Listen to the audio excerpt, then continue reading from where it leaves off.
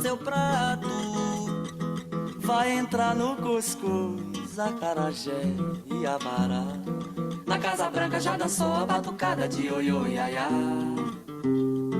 Brasil, esquentai vossos pandeiros, iluminai os terreiros, que nós queremos sambar. Há quem sambe diferente noutras terras, outra gente um batuque de matar. Batucada reunir vossos valores, pastorinhas e cantores, expressão que não tem para o meu Brasil. Brasil, esquentai vossos pandeiros, iluminai os terreiros, que nós queremos sambar. Brasil, esquentai vossos pandeiros, iluminai os terreiros, que nós queremos sambar.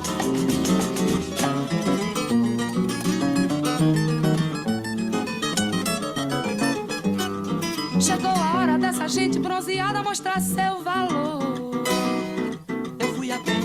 A padroeira para me ajudar. Salve o morro do Vintém, pendura a saia, eu quero ver. Eu quero ver o tio Sam tocar bandeiro para o mundo sambar. O tio Sam está querendo conhecer a nossa batucada. Anda dizendo que o mundo da baiana melhorou seu prato. Vai entrar no cuscuz, acarajé e abará. Na Casa Branca já dançou a batucada de oiô iaiá. Brasil, esquentai vossos pandeiros, iluminai os terreiros, que nós queremos sambar. Há quem sambe diferente noutras terras, outra gente um batuque de matar. Oi. Batucada reunir vossos valores, pastorinhas e cantores, expressão que não tem para o meu Brasil. Brasil, esquentai vossos bandeiros, iluminai os terreiros, que nós queremos sambar. Brasil, esquentai vossos bandeiros, iluminai os terreiros, que nós queremos sambar. Oh, oh, sambar, oh, oh, sambar, sambar, sambar, sambar, sambar, sambar, oh, sambar, oh, sambar, oh, sambar, oh, sambar,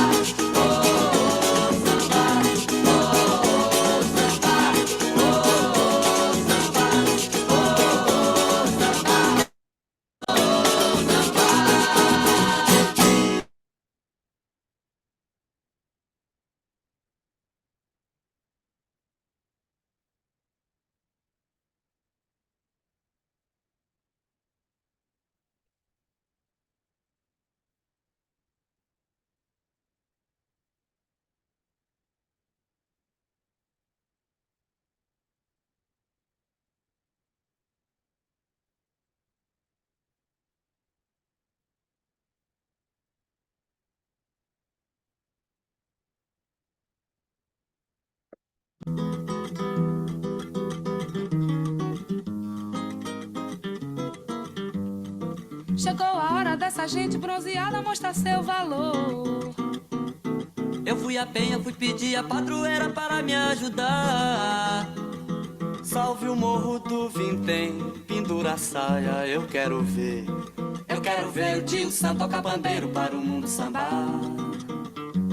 O tio Sam está querendo conhecer a nossa batucada. Anda dizendo que o molho da baiana melhorou seu prato. Vai entrar no cuscuz, acarajé e abará. Na Casa Branca já dançou a batucada de oiô iaiá. Brasil, esquentai vossos pandeiros, iluminai os terreiros, que nós queremos sambar. Há quem sambe diferente noutras terras, outra gente um batuque de matar. Batucada reunir vossos valores, pastorinhas e cantores, expressão que não tem para o meu Brasil. Brasil, esquentai vossos pandeiros, iluminai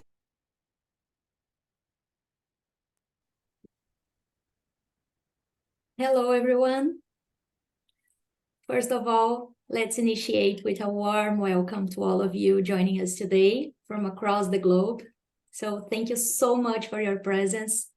My name is Vanessa Melo Rodrigues, and I am the Country Coordinator of the Global Health Advocacy Incubator in Brazil. And I'm thrilled to host today's webinar, Ultra-Processed Products, Latest Evidence and Policy Implications. So to start, I'd like to invite you to write in the chat your name, affiliation, and where you're connecting from, so we can have a better sense of our audience today. Today, we gather to explore the ever-evolving landscape of ultra-processed products, their impact on health, and the crucial policy implications that surround them. The food and nutrition portfolio from the Global Health Advocacy Incubator is deeply committed to the prevention of non-communicable diseases and increasing access to healthy and nutritious foods.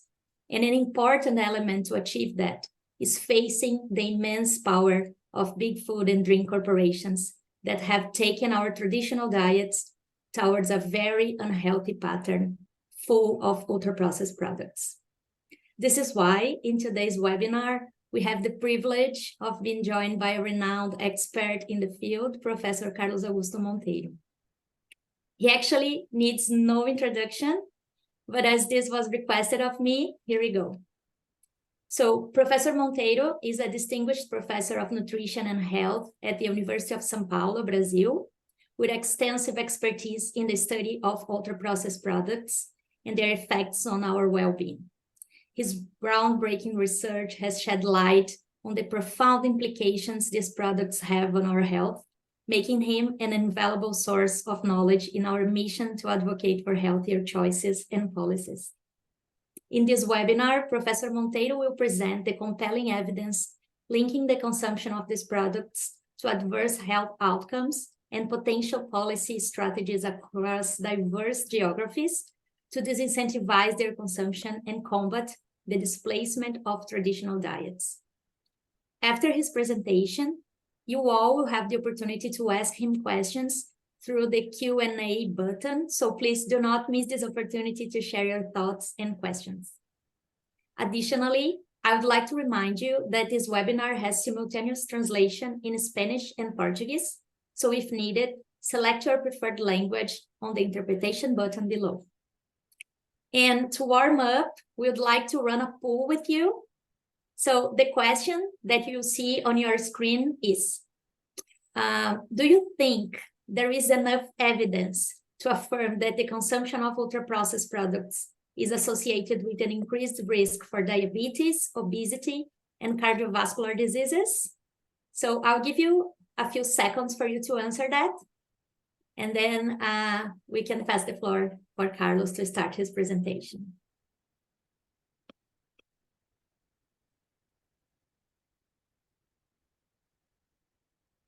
Okay, so 15 seconds, you can just vote and we will start, okay?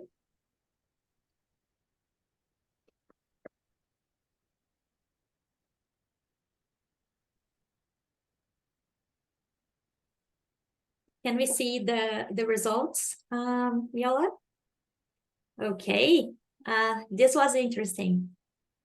Great. So most of the people think that there is enough evidence. Some are not sure, and some think there is not enough studies on the topic. So let's hear from Carlos what he has to say. So without further ado, we are ready to hear you, Carlos. Thank you so much. Okay, thank you, Vanessa. Okay, so first I need to share my screen with you. Just 1 second.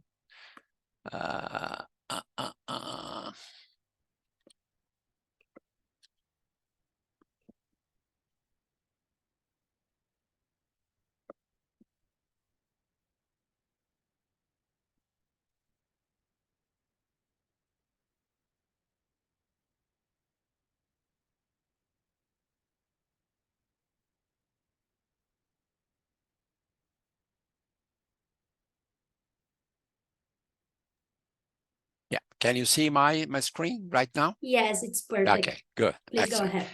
Okay, so hello everybody. It's a great pleasure being with you today. I have two topics in my presentation. So first, I will talk about the reasons according to which ultra-processed food should be targeted by food policies. As you see, this will be a most evidence-based presentation. You see some new data, some new stuff. And this is simpler, I would say. The second topic is more complex, is how to identify ultra-processed food in food policies.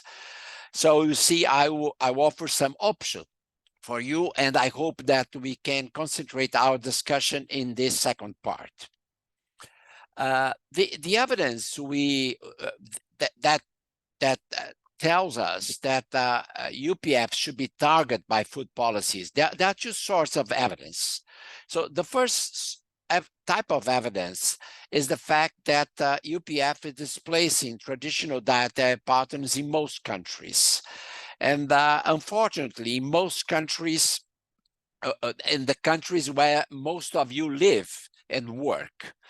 And the second type of evidence refers to the consequences on health of this displacement. The evidence on trends in ultra-processed food consumption on the impact on diet quality on health is increasing very fast in the last 4 or 5 years. So I will use this evidence to illustrate this, the first part of my presentation. Most of the studies that describe consumption of ultra-processed food or their impact on diet quality and health, they use the dietary share of ultra-processed food as a metric. So this dietary share is simply the proportion of all ultra-processed foods in the total diet. So it's not the question of the evidence is not on individual ultra-processed foods, but on the family of ultra-processed food. And this is important because the ultra-processed food consumption defines a dietary pattern, which is made mostly of ultra-processed foods. It's also important to state that this dietary share assess the displacement of traditional diets by the ultra-processed dietary pattern. In most countries, in the food supply of most countries, you can find always one UPF alternative for real food, for minimally processed food, for processed food, for culinary preparations. So what is the evidence of this displacement of the traditional dietary patterns by the ultra-processed dietary pattern? 8 countries, they have repeated national surveys that can tell us how this dietary share is evolving along the last 2, 3, 4 decades. Here you see three situations. The first situation is the situation in the US and UK, where ultra-processed food already makes more than 50% of the energy intake. And this, you see some stabilization in UK, some slight increase in the US. Then you have another group of countries, Spain, Argentina, Brazil, and Mexico, where the increase a long time is quite clear. So the dietary share of these foods goes from around 10% of total energy intake to almost 30%. And then you have the case of China, which is an example of a country where the consumption of ultra-processed food is still low, but you see an increase almost 3 times in less than 20 years. There are more data on ultra-processed food consumption from sales. So Euromonitor is an organization that collects the sales of different types of foods in 93 countries. So here I'm presenting data for these 93 countries. These are sales, kilograms or liters of ultra-processed food sold by person by year. you can see a great variation going from 12 kilos in India to almost 400 kilograms in the US. I also put the statistics for the countries that makes part of the food policy program, and you can see some high levels of sales in Latin America, some Latin American countries. South Africa is an outlier in Africa with 153 kilograms per person per year. And then you see lower levels of sales, mostly in Asian and African countries. But what's important is trends. So in this slide, you see the trends between 2007, 2022 in all world regions. So you see, except from Western Europe and North America, you see an increase everywhere. The same for when we group countries according to income. High income countries, there's some stability, but at the very high levels, an increase in the rest of the countries. So this is the picture for the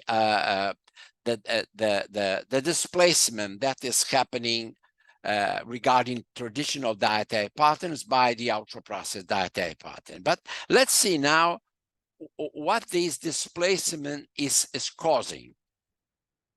In the last few years, if you go in the literature, you'll find 30 systematic reviews linking UPF to specific chronic diseases, diabetes, obesity, cardiovascular diseases. But these systematic reviews, they mix some cross-sectional studies, some longitudinal studies. So what we decide to do, and we are doing this for a new paper that will be part of a Lancet UPF series that will be launched hopefully next year.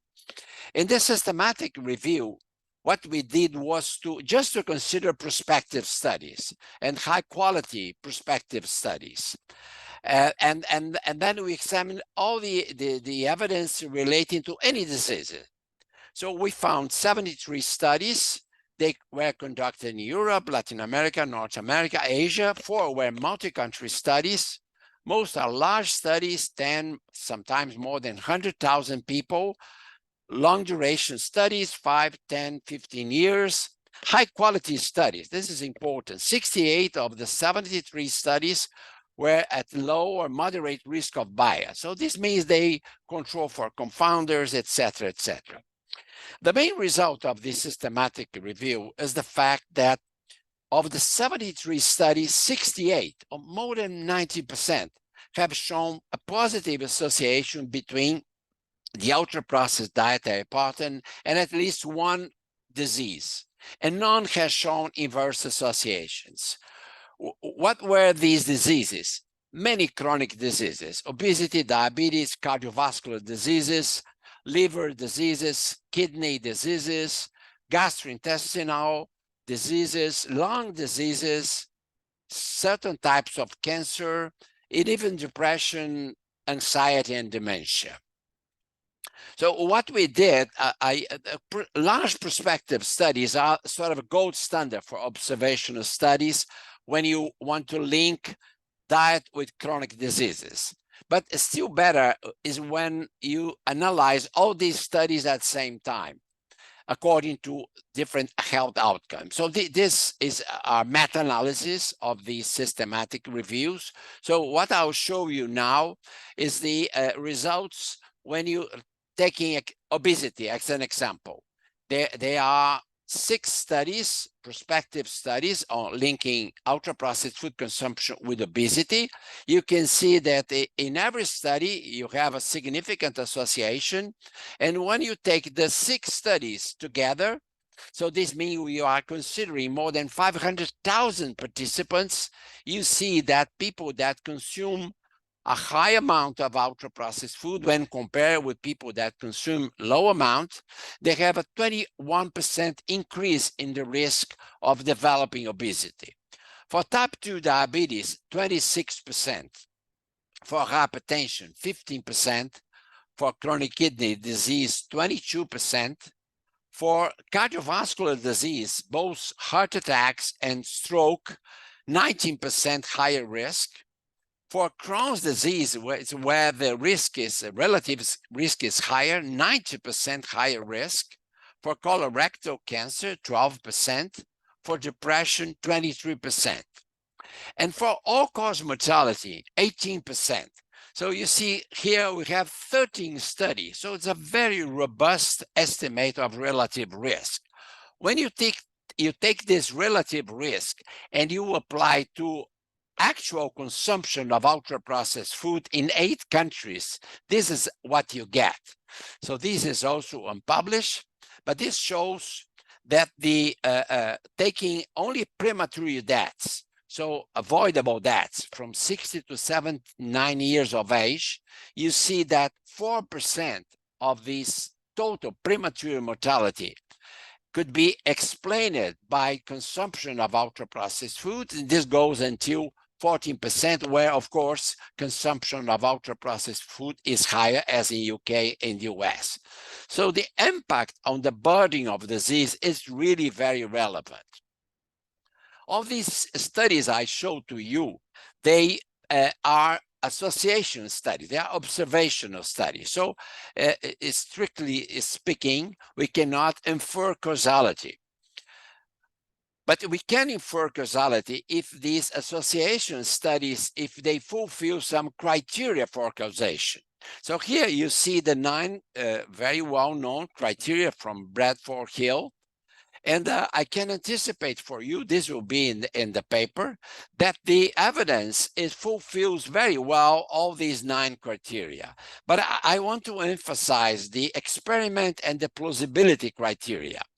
First, the experiment criteria. What is this?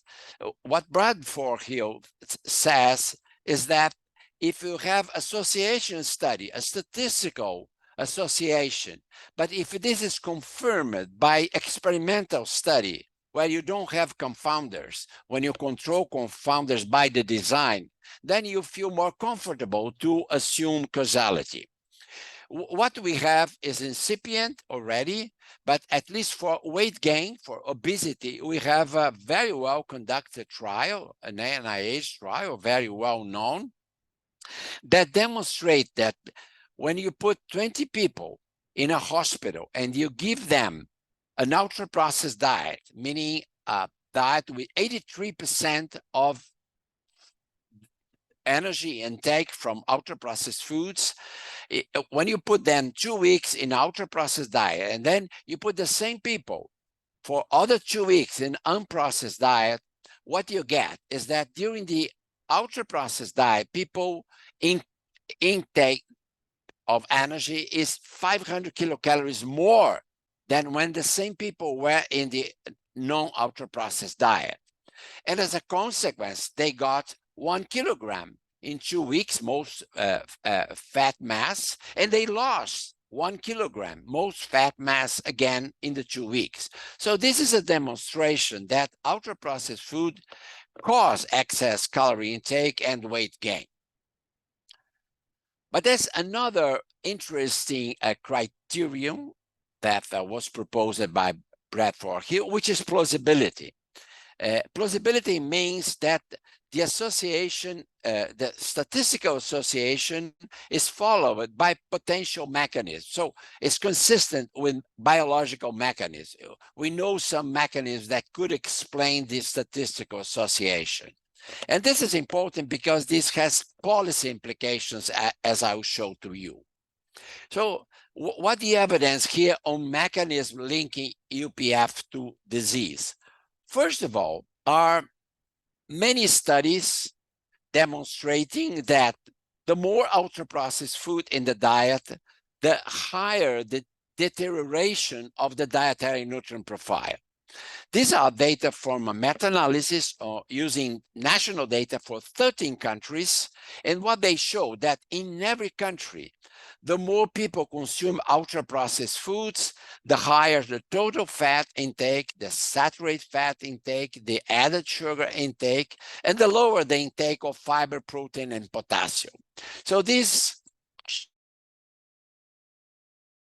deterioration of the dietary nutrient profile is one potential mechanism that could explain why UPF causes diseases. There are more on that. There are some studies more that did mediation analysis. So in these studies, the authors, they estimated the proportion of the association that could be explained by nutrients.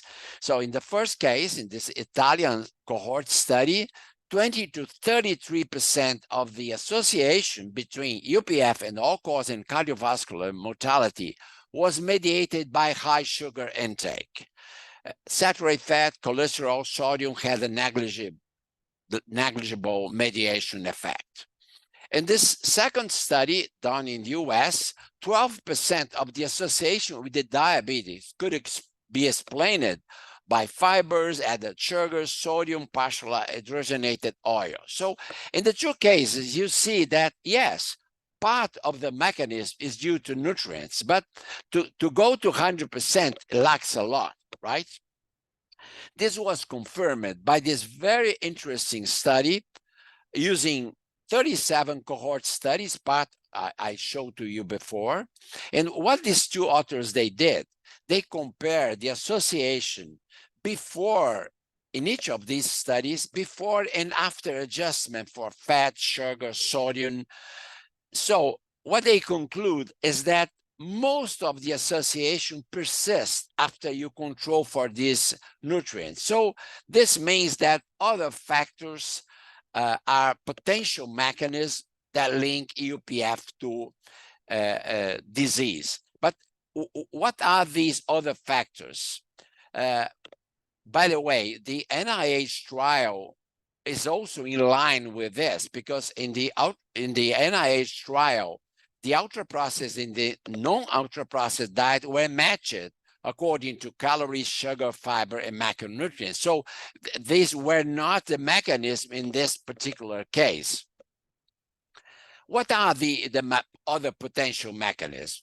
In the same Hall's trial, there was some interesting results. This post-hoc analysis, they show that more than 50% of the higher energy intake and the weight gain probably of the ultra-processed diet could be explained by the higher content of hyperpalatable foods.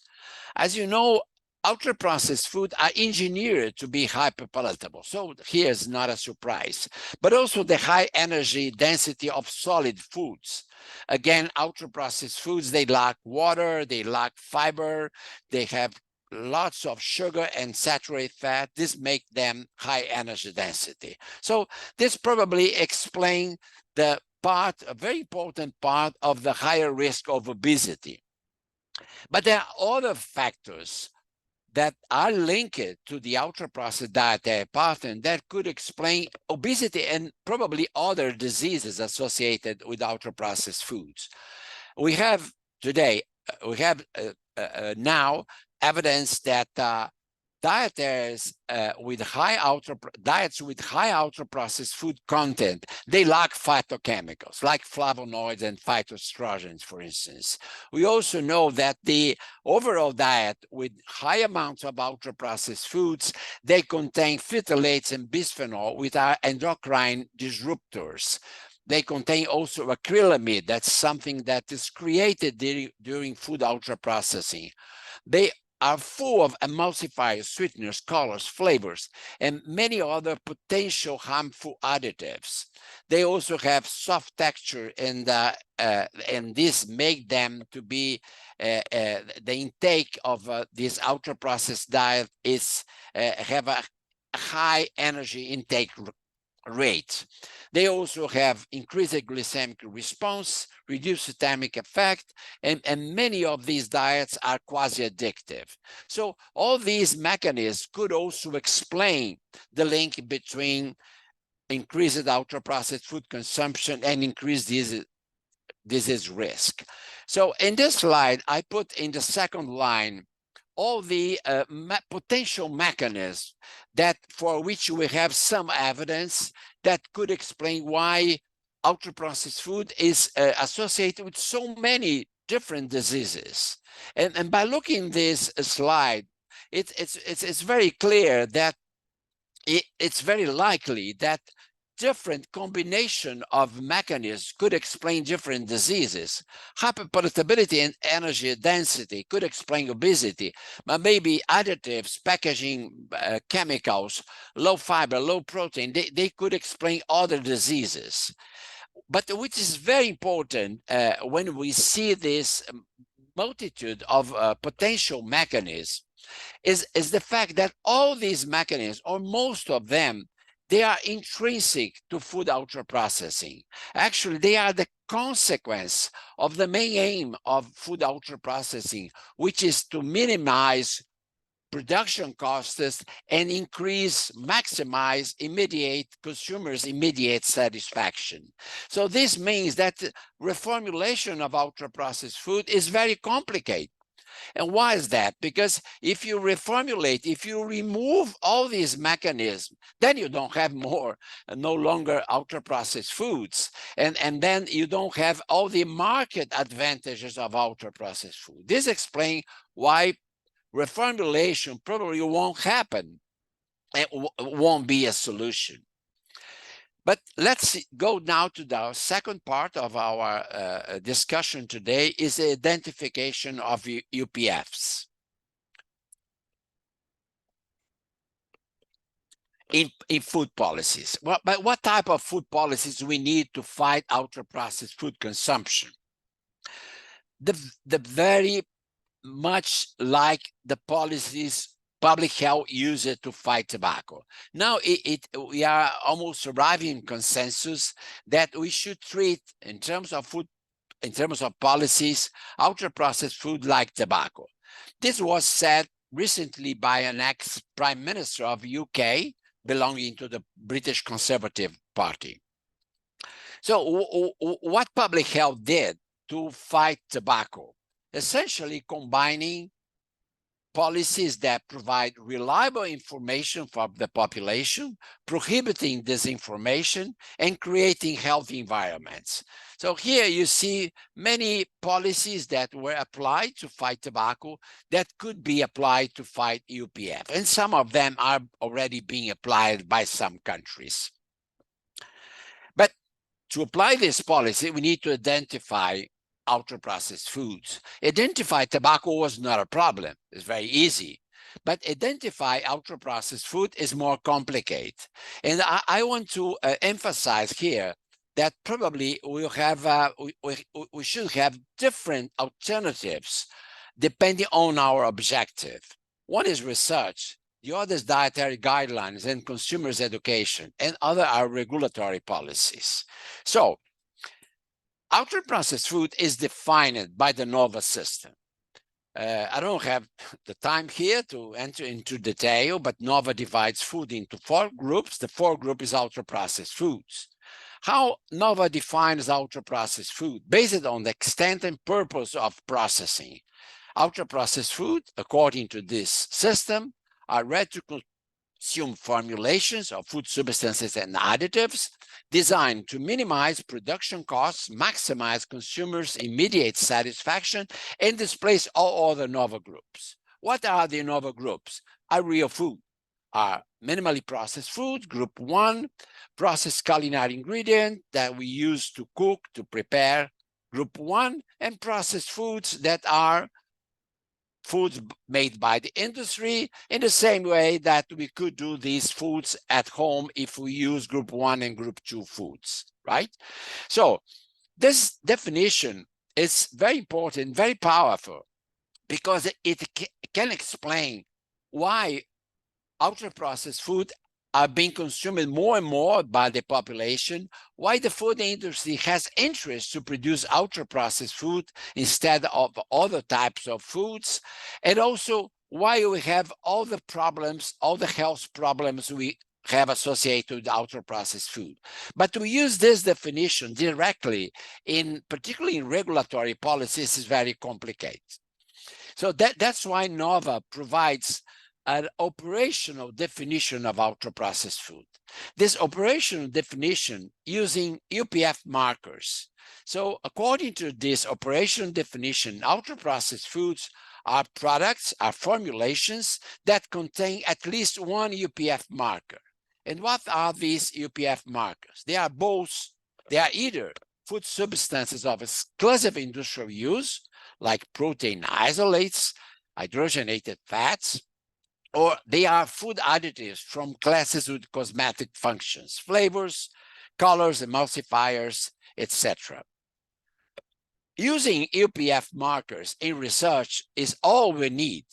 Kevin Hall did his trial by using this. So the ultra-processed diet tested in his hospital was made of products that contain at least one of these UPF markers. And the zero ultra-processed diet, they don't have any of these markers. They were non-ultra-processed foods. There are several cell phone apps that use these markers to create algorithms that identify novel food groups, like this Open Food Facts. You can test more than 2 million products, and you can use this to identify ultra-processed foods. And dietary guidelines also, you can use UPF markers. And that was the way we did in Brazil in 2014, and many other countries follow Brazil, informing the consumers what are ultra-processed foods. Are those formulations that contain one of these UPF markers? But what about regulatory policies? It's more complicated. And one of the reasons is that this system of UPF markers, they contemplate false positives and false negatives, just a few.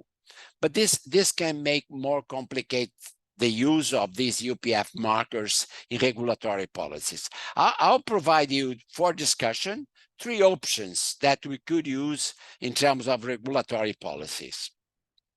But first of all, let me remember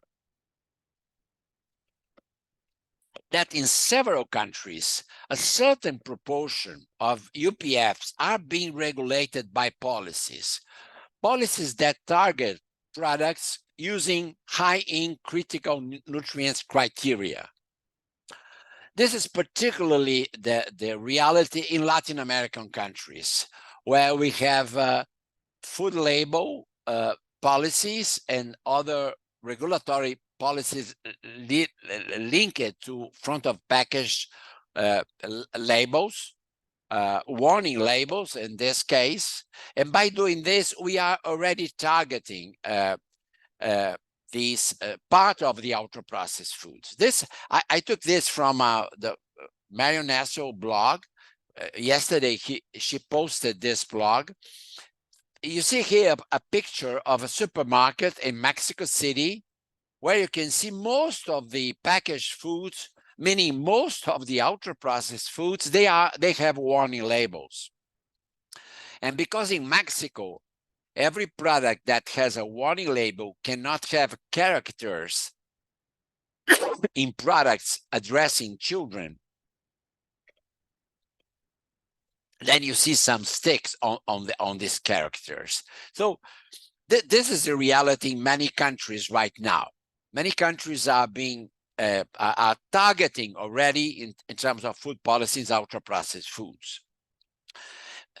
Let's see now what are the 3 options. So the first option, I would say it would be a big mistake. The first option would be to replace the high-in critical nutrients criteria by one single ultra-processed or non-ultra-processed criterion. And why this is wrong? First of all, because this will make the initiatives, like in Mexico, seem wrong, right? And they were not wrong. They were just incomplete. So I think this is something we don't have to think. This is the first option.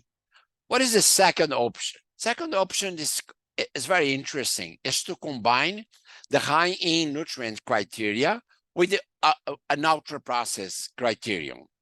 So this is interesting, particularly because this could detect reformulated ultra-processed products. So if one ultra-processed yogurt, if you remove sugar and replace by artificial sweeteners, if you remove all the fat and replace with the modified starches, then you don't get any high-end nutrient.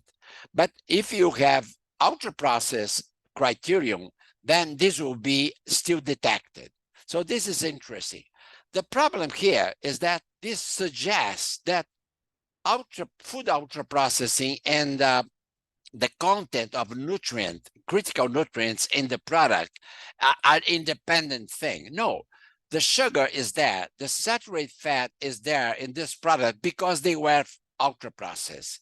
So this is complicated, but it is an option. I admit is an option. And there's a third option. In this third option, we'll combine the high in nutrient criteria, the same one, preferably the PAHO nutrient profile model criteria, with 3 markers of food ultra-processing: flavors, artificial sweeteners, and colorants. So the diet yogurt would have 3 of these warning labels. So then you could target these products for marketing restrictions or taxation, anything. And what will be the proportion of ultra-processed food detected with this system? According to one recent paper from Barry Popkin and his group in North Carolina, in the US, 100% of the food supply of actual ultra-processed food would be detected with this system. So it's very promising. But as I said at the beginning, this is something I would like to discuss with you now. Thank you. Wonderful. Thank you so much, Professor. I think that the trends are very clear to us. There is a displacement of traditional diets. Can you hear me? No? Okay. I think that Carlos might not be here. Can you hear me, Professor Carlos?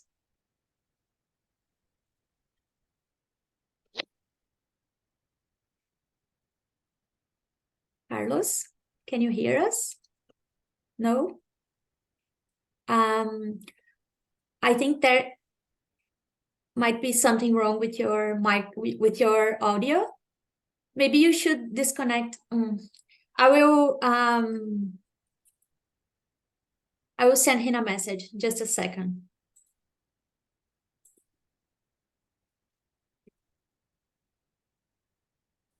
O senhor me escuta, professor Carlos? Tá me escutando? Não, não me escuta, né? Tá certo.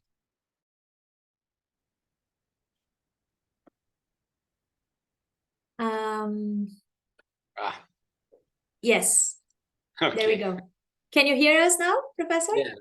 Wonderful. You can hear me also. Okay. Yes, perfect. Thank you so much. So what I was saying is that the trends here are very clear from your presentation. There is a displacement of traditional diets, and this has been replaced by ultra-processed products.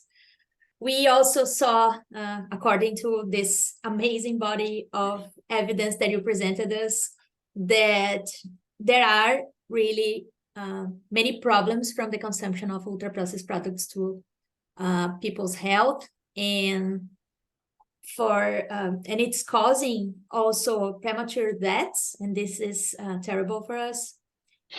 We also understand that there is a very challenging thing here, that is to prove and associate the consumption of these products to these diseases, because we know that this type of diseases are multifactorial. So it's very challenging to perform such studies, and we saw that the body of evidence is increasing more and more, and this is very useful for us. So, and just I would like to also acknowledge the connections with the tobacco industry, and the way that all the strategies are pretty much the same, or most of them are pretty much the same. and that the policies that we could use are very similar. So I'll bring here some questions from the audience. I'll bring two blocks, okay? So the first one is related to the consumption from countries where the consumption is not very high yet, like India. So it's 12.5% now. So do you think this is a good moment for starting interventions so far, or it's not yet the moment to start working in countries where the consumption is not that high, considering the comparison with other countries? And another question that is very similar to that is, so some studies show that the population is familiar with the term ultra-processed foods and considers that ultra-processed products are harmful to health, but then the products are presented in their original versions. So the assessment from people is not the same. So it's still difficult for people to identify these products sometimes. So do you think, or how do you think we could make it clear for the general population that these products are harmful, and how to identify them to avoid consumption? So I think you covered a little bit that with your suggestions for policies, having the markers, but I would like to talk a little bit more about that. And also, another question that is connected to that is there evidence on comparison of warning signs on UPPs like ultra-processed and high-in that could help us? So basically, these are the questions that we have so far. I will present you another block, and I can repeat them to you in case you need. Okay, thank you, Vanessa. So the first question, I think it's very important. What to do in different countries? As you saw, I mean, the data on China, by the way, is a national China. It's not Shanghai or other cities. It probably is much higher. So this is really national for China. But it's true, India, the same thing. I mean, is not the big cities, etc. But of course, the consumption, fortunately, in these countries, that most of energy does not come from ultra-processed foods. But the increase, as I showed, it's very clear. So what to do in different countries? In high-income countries, interesting, you saw that more than 50%. It's interesting to ask, I mean, what would be easier or less difficult to fight ultra-processed food in countries like the US or UK, or in India or China or in Latin America? It's much more difficult in the US and the UK, because the whole food system is organized in a way to provide ultra-processed foods. So, and I agree with my colleagues, particularly in the US, when they say it's not feasible to reduce the consumption of ultra-processed food at the levels that will be safe. And I have to agree with them. It's really very difficult. And that's why many of these people working in countries like in the US, they think reformulation is a solution, right? So they say we cannot live without these foods, unfortunately, and then what we need to make them better. You have to remove that's why the mechanism studies are considered so important, because if it's possible to find the key ingredient, the key problem, and then industry could remove. But as I showed to you, so take the example of hyperpalatability. It's very interesting. This is a very good candidate to explain, particularly relationship with obesity. what we do, I mean, to have a regulation saying that the industry cannot do hyperpalatable foods, I mean, convince the industry to make their products less tasteful and less attractive. So I think it's very important to know if hyperpalatability is important. To maybe in terms of education, information for the population, etc., is important. But it's very difficult to see reformulation of hyperpalatability of ultra-processed foods. So I think the situation in these countries is really very difficult, and it will take time. But it's different, the situation. In situation in China and India and Africa and Asia in general, it's the priority is to stop this increase in ultra-processed food consumption. And this is easier because the food system is still there. The food system that provide minimally processed food, processed culinary ingredients, processed food, this system is there. We have to promote this food system, and we have to fight the food system that is trying to change these dietary patterns in these countries. I heard recently there are some studies that show that not all ultra-processed foods are bad, okay? So there are some studies showing that some whole breads that are ultra-processed, maybe they are not so bad as soft drinks, etc. Of course they are not.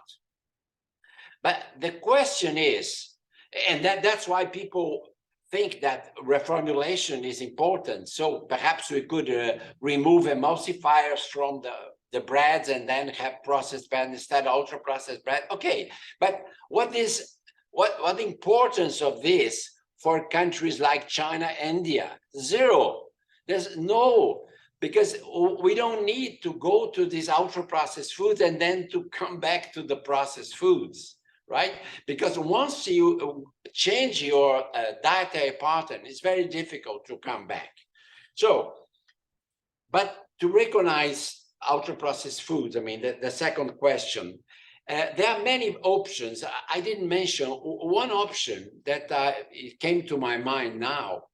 In countries where consumption is very small, and you see most of ultra-processed foods are soft drinks and snacks. So one option is to target soft drinks and snacks with policies. I mean, and then if you target these two products, probably you will reduce the overall consumption. So I think in each country, we need to think about different approaches that could be done. You asked a third question, Vanessa. Studies or what is? Just a second. I have many of them coming up, but is just a quick just a second. Let me find here.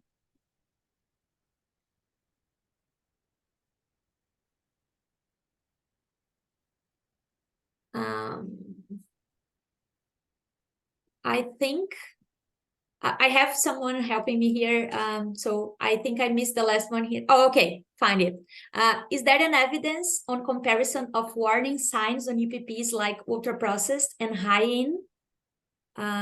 Is there any experience like that? Yeah, so yes, there are many studies going on. As I mentioned, I think this recent paper, I just knew that the paper, very popular, this paper was accepted by a very important journal. So we'll see it very, very soon. And what they did was this. I mean, they took the whole food supply of packaged foods in the US, and they compare. So different approaches, different markers of food ultra-processing, and then they compare with the original definition of ultra-processed foods. And this combination of artificial sweeteners, colorants, and flavors, together with the high-in nutrients, I mean, not just these three markers, but, and this is interesting because high sugar and high saturated fat there are also markers of food ultra-processing. So some people try to say, so one thing is nutrient, the other thing is food processing. Well, these critical nutrients, they don't fall down from the sky. I mean, they are there because they were added by the industry. And we know that when the food is ultra-processed, they get more sugar and fat than if they are only processed. But yes, I mean, that's in Brazil here also, we have some simulation studies with the Mintel basis. And it looks that, and some people ask, well, but what about if the industry remove artificial sweeteners, remove colorants, remove flavors? It's very difficult. Because one thing, I said, I mean, food ultra-processing means essentially minimize cost and maximize satisfaction, immediate consumer satisfaction. To do this without colorants and flavors, I mean, it's almost impossible, because this assemblage of protein isolates, modified starches, hydrogenated fat, I mean, they don't taste well. They don't have an interesting texture. They don't have an interesting flavor. This is done that's why we propose, I mean, the use of colorants and flavors and artificial sweeteners, because it's the only way that the industry can replace sugar, right? So then that's why this tree looks very promising in terms of identify ultra-processed foods. Thank you, Professor Carlos. We have many interesting questions coming from the audience. I'll try to post some more here for you. So one of them is many of the critics of the NOVA classification state that the level of processing may not be a good criteria for establishing the healthiness of diets or preparations, because you can also have a very unhealthy homemade meal. So how would you respond to those critics? And there is another one that is connected to that, is like, is there any tension between advocacy for traditional diets and the fact that some of those traditional foods may include negative nutrients of concern, like salt, fat, sugars? And there is another one that is connected to that too, that is...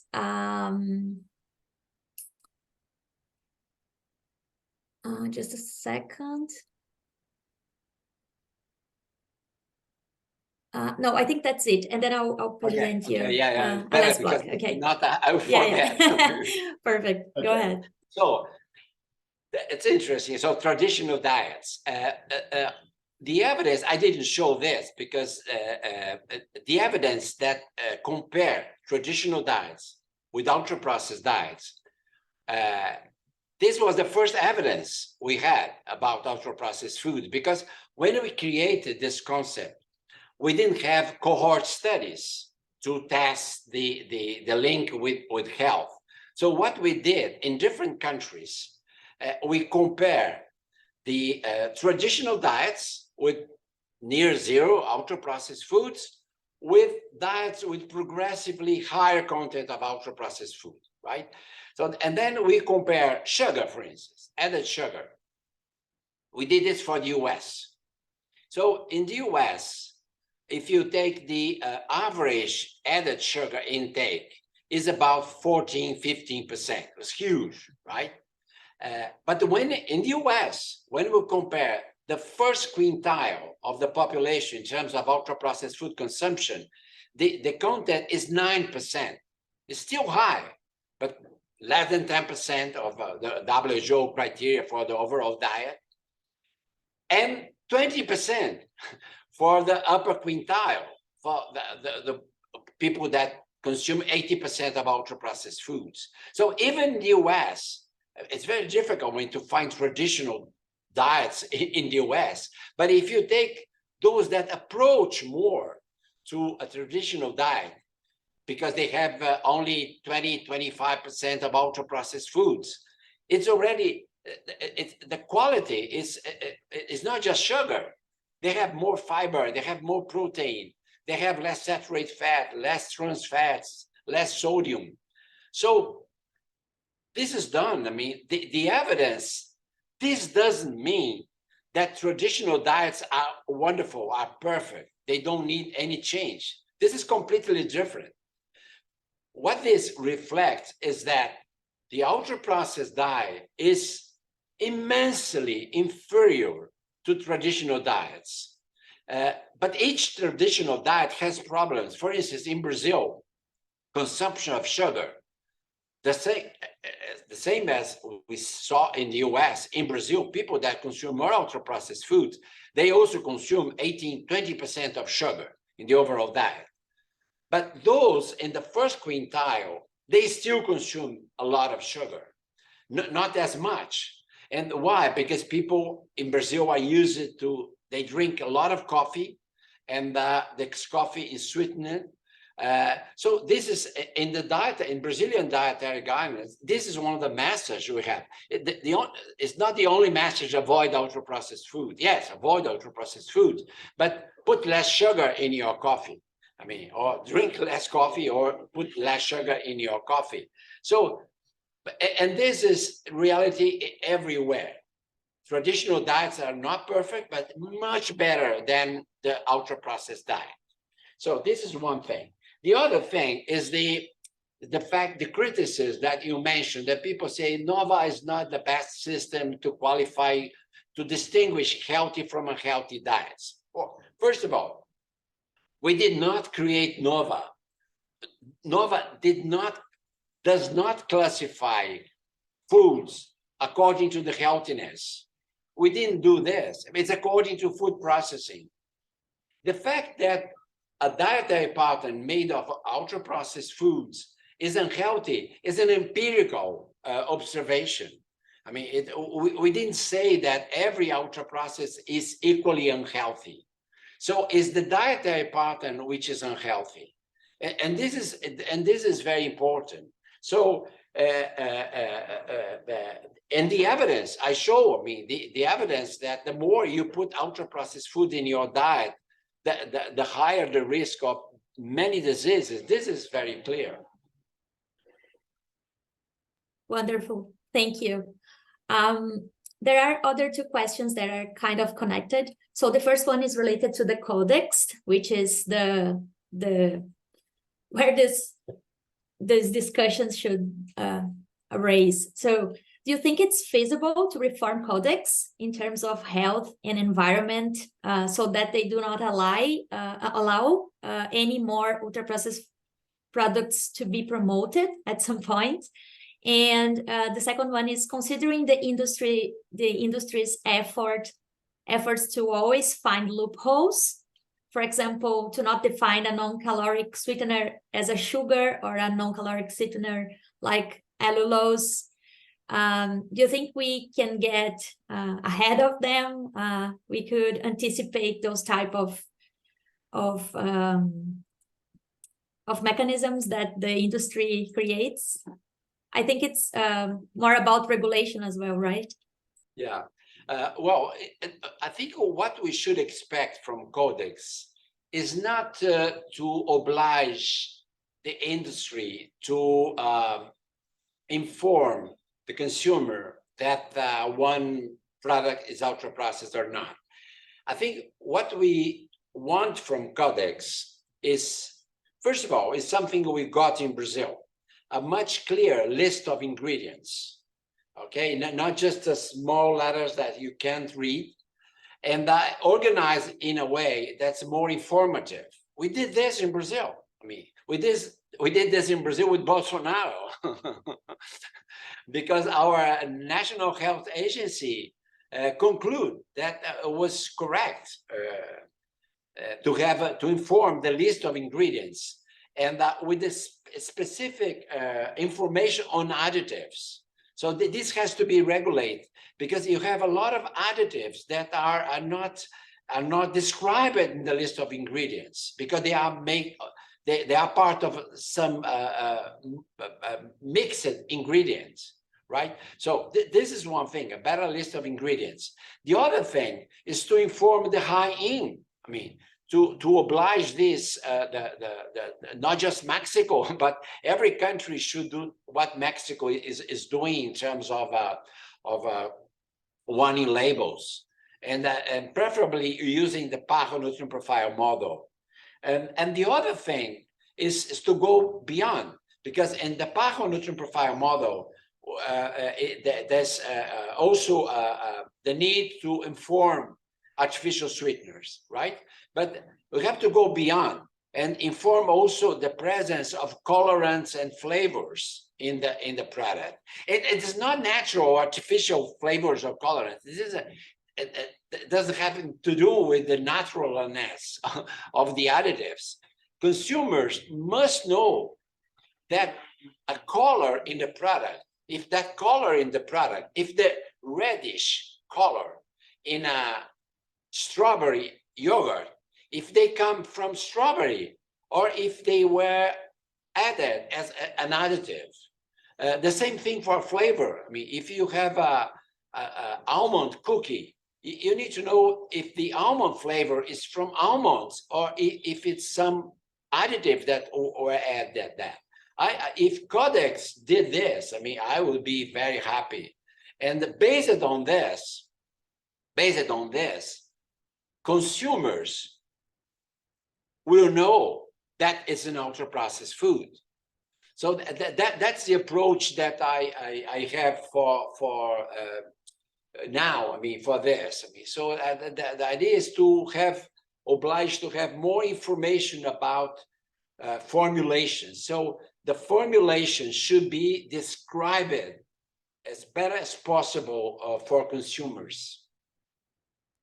Wonderful, thank you. So I'll ask the last two ones, and they are related to the environment impact of ultra-processed products. So we know that they are not only bad for health, but also the type of production and this kind of products are causing many environmental problems. There is a question that is also linking these efforts from industry to create alternative proteins that simulate meat, fish, and dairy.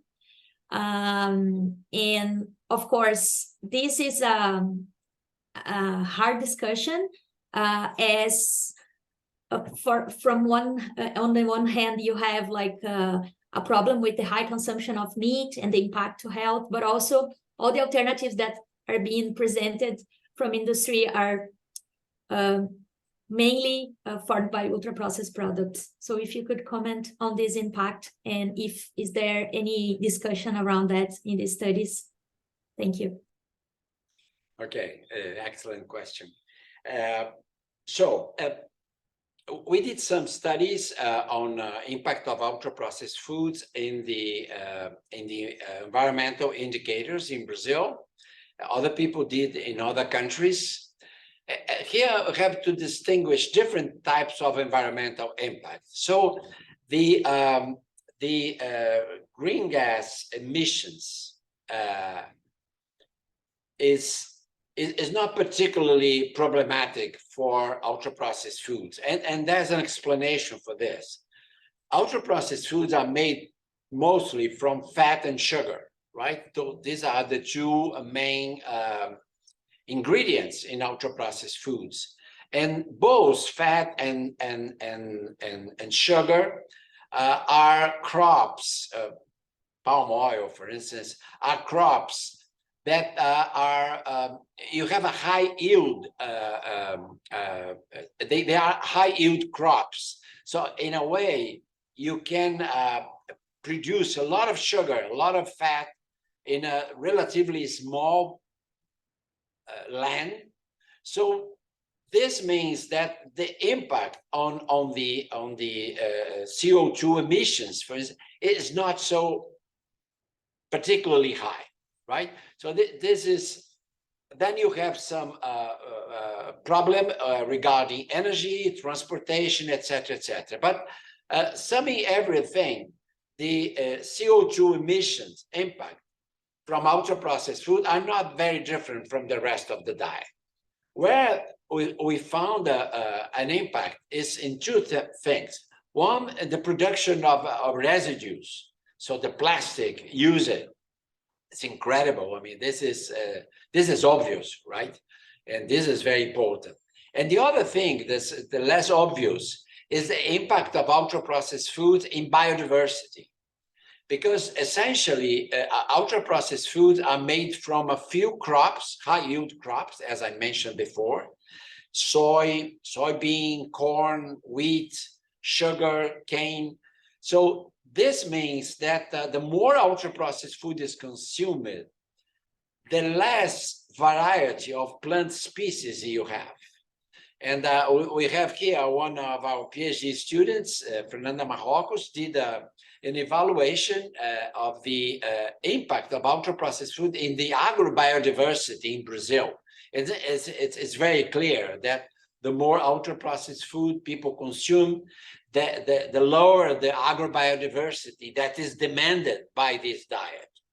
So these are the two main things, but this is an open topic for research.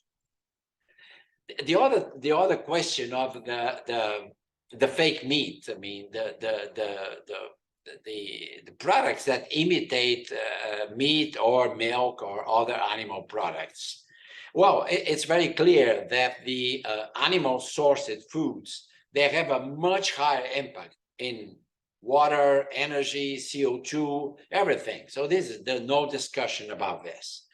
So that's why some people think that one possibility would be to change real meat by these fake meat that are ultra-processed foods. Of course, they are formulations, but they don't need to be. So many vegetarians that like hamburger, for instance, they do hamburgers or they consume hamburgers made with beans or peas or, I mean, different legumes and different mushrooms, different recipes. So yes, you can have, you can replace, and you should replace part of your meat intake, particularly if it's high, by more plant-sourced foods. This does mean you have to go to ultra-processed foods. So then, first of all, there's an option to reduce meat without going to these plant-based ultra-processed foods. And we still need to know, I mean, the impact of these products in terms of the environment and even in terms of health. So this is, again, some area for research. This is wonderful. Thank you so much. I will invite you to make your closing remarks now that we are almost finishing our time here. And I would like to tell to the audience that we are going to forward your questions to Professor Monteiro, and he will reply to them in some time from now, and we'll try to include that in when we promote when we disseminate the message regarding this webinar and the recording. We might try to address some of them as well there. So please, Professor, say your final words, and thank you to everyone who is watching us today. Okay, thank you, Vanessa. First of all, I hope that this presentation can stimulate people in different countries to do more studies, more research on ultra-processed foods, because it's very important. This question of traditional diets, for instance, I said that in Brazil we did this. We compared the traditional diet with ultra-processed diet. This has to be done in different countries because the diet is different in every country. So although we can use this concept, traditional dietary patterns, they are different in different countries. So then more studies on the value of traditional diets, I think it's very important. It's also very important not just to regulate and to fight ultra-processed foods, but also to promote minimally processed foods, to promote culinary skills, the preference of people for traditional foods, traditional recipes, etc., etc. So we have to combine the two things. So that's why national dietary guidelines are so important. We have only 10 countries that mention food processing in the recommendation. Only 10. I mean, we need to have much more of this. And finally, I want to address again the same thing I said at the beginning. The fact that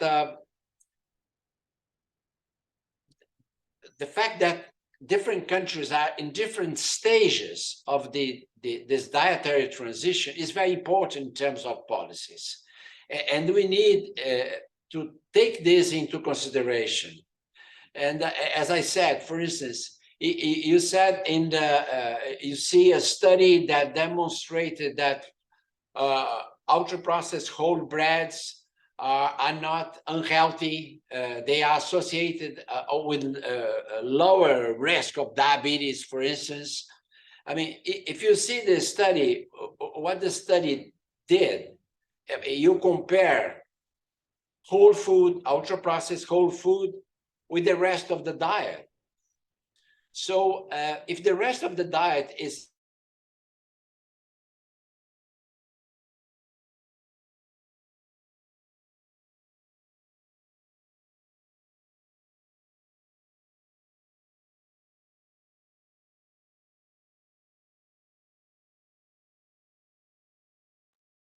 I think his connection went down. Thank you so much for your attendance today, and we hope to see you again in our next webinars. We'll give him like 1 minute to come back. In case he's not back, we will finish right now.